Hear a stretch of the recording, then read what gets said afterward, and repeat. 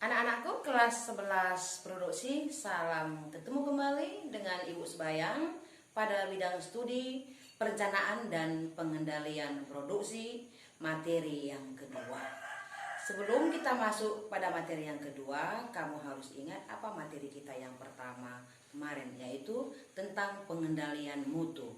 Sekarang untuk materi kedua, yaitu standarisasi produksi. Apa yang perlu kamu ketahui nanti di dalam standarisasi produksi, yaitu apa artinya standarisasi produksi, kenapa diperlukan standarisasi produksi, apa keuntungannya melakukan standarisasi produksi pada perusahaan, dan apa kelemahan-kelemahan dalam menjalankan standarisasi produksi itu sendiri. Maka untuk mengetahuinya, kita lihat video berikut ini. Apa itu standarisasi produksi? Standarisasi produksi adalah penentuan secara hati-hati dari norma-norma, ukuran-ukuran, atau spesifikasi yang meliputi cara-cara, bahan-bahan prosedur, dan proses produksi. Standarisasi dalam produk grafika meliputi beberapa aspek, antara lain adalah bentuk. Kedua, ukuran. Ketiga, bahan baku.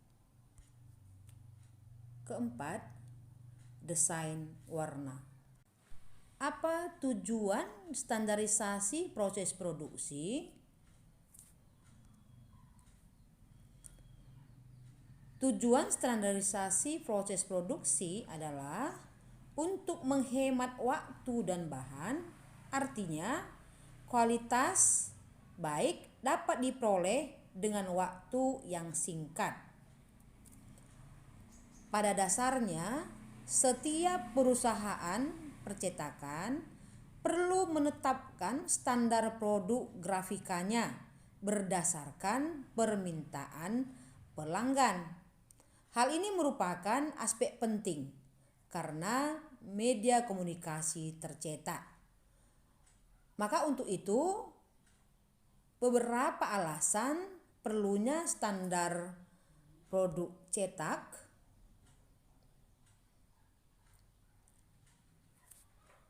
adalah: 1.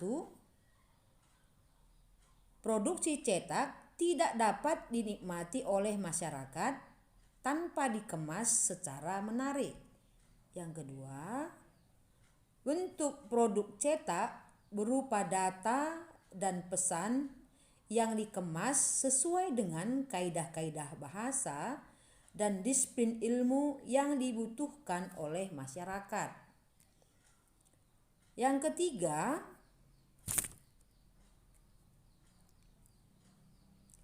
produk cetak dapat dinikmati masyarakat apabila memiliki karakteristik tertentu.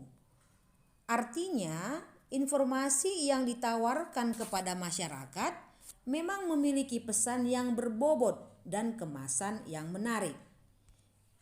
Yang keempat, produk cetak memiliki kekuatan daya tarik dari penggunaan teks, gambar, dan tata letaknya.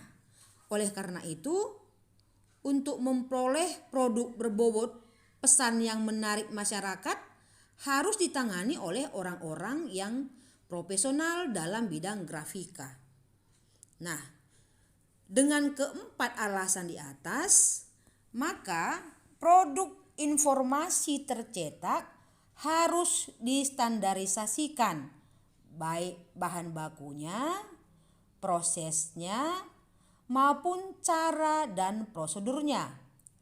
Standarisasi merupakan norma atau ukuran yang harus dicapai oleh suatu produk untuk mendapatkan aturan-aturan yang harus ditaati secara konsisten oleh yang memproduksinya.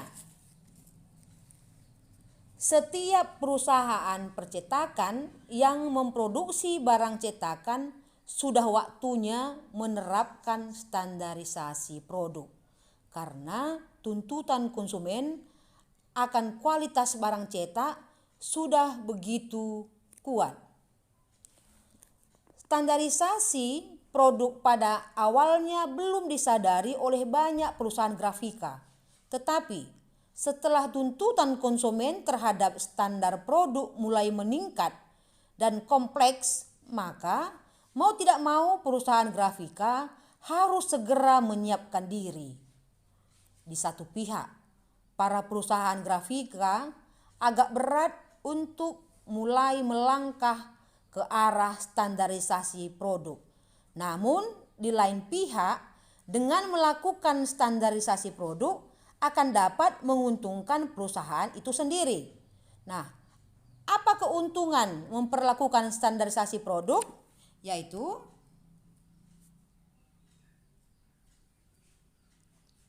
satu, meningkatkan kepercayaan konsumen atas kualitas kerja produksinya. Yang kedua, kinerja bagian produksi perusahaan percetakan akan dipacu lebih baik dengan adanya norma-norma tertentu. Yang ketiga, bagian produksi perusahaan percetakan bisa bekerja lebih efisien dan efektif. Yang keempat, bagian produksi dapat bekerja secara sistematik. Yang kelima, memudahkan perencanaan produksinya. Yang keenam, memudahkan pelacakan apabila produknya ditemukan kesalahan proses.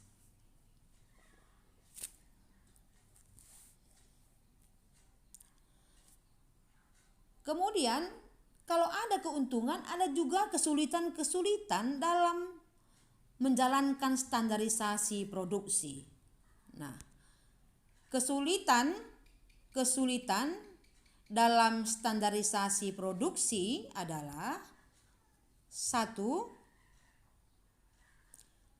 kendala mental bagi staf produksi yang sudah biasa bekerja tanpa aturan dan pengawasan. Yang kedua, diperlukan pelatihan secara kontinu. Yang ketiga, kemungkinan terjadi pengurangan pegawai karena mereka sulit untuk beradaptasi. Yang keempat, diperlukan restrukturisasi organisasi.